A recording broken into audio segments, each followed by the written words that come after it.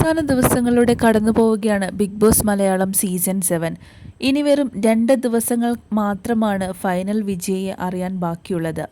November 9 ഞായറാഴ്ചയാണ് Bigg Boss Malayalam season 7ന്റെ grand finale അരങ്ങേറുന്നത്. 7 മത്സരാർത്ഥികളുമായിട്ടാണ് ഫിനാലെ വീക്കിലേക്ക് ബിഗ് ബോസ് സീസൺ 7 കടന്നത്. എന്നാൽ ഇന്നലെ നടന്ന മിഡ് വീക്ക് എവിക്ഷനിൽ ആദില പുറത്തായിരുന്നു. എന്നാൽ ഇപ്പോഴേതാ പ്രേക്ഷകരെ ഞെട്ടിച്ചുകൊണ്ടുള്ള മറ്റൊരു എവിക്ഷൻ ന്യൂസ് കൂടിയാണ് പുറത്തു വന്നിരിക്കുന്നത്. അത് മറ്റാരുമല്ല, ആദിലയുടെ തൊട്ടുപിറകെ തന്നെയായി നൂറയും പുറത്തു പോയിരിക്കുന്നു എന്ന വാർത്തയാണ്. ശരിക്കും പറഞ്ഞാൽ പ്രേക്ഷകരെ ഞെട്ടിച്ചുകൊണ്ടുള്ള ഒരു എവിക്ഷൻ തന്നെയായിരുന്നു ബിഗ് ബോസ് മലയാളം സീസൺ 7ലെ 98ാം ദിവസത്തിലെ നൂറയുടേത്.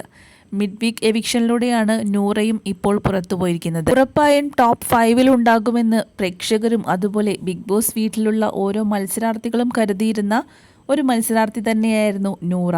എന്നാൽ ആ പ്രതീക്ഷകളെല്ലാം തെറ്റിച്ചുകൊണ്ടാണ് ഇപ്പോൾ നൂറ ബിഗ് ബോസ് വീട്ടിൽ നിന്നും പടിയിറങ്ങിയത്.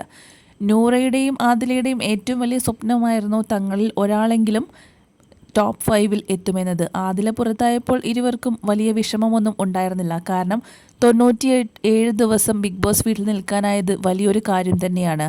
വെറും 3 ദിവസം കഴിഞ്ഞാൽ അവർക്ക് വീണ്ടും കണ്ടുമുട്ടാമല്ലോ എന്ന പ്രതീക്ഷയും ഉണ്ടായിരുന്നു. അതുപോലെ ഇരുവരും ഒരുമിച്ച് ബിഗ് ബോസ് വീട്ടിലുള്ളപ്പോൾ തങ്ങളുടെ വോട്ട് സ്പ്ലിറ്റായി പോകുമെന്നുള്ള ഒരു വിഷമവും അവർക്കുണ്ടായിരുന്നു. ഇപ്പോൾ ആദില പുറത്തു പോയത് ശരിക്കും പറഞ്ഞാൽ അവർക്കൊരു ഭാഗ്യം എന്നാണ് ഇരുവരും കരുതിയിരുന്നത്. എന്നാൽ അവരെ ഞെട്ടിച്ചുകൊണ്ടാണ് നൂറയുടെ എവിക്ഷൻ നടന്നത്.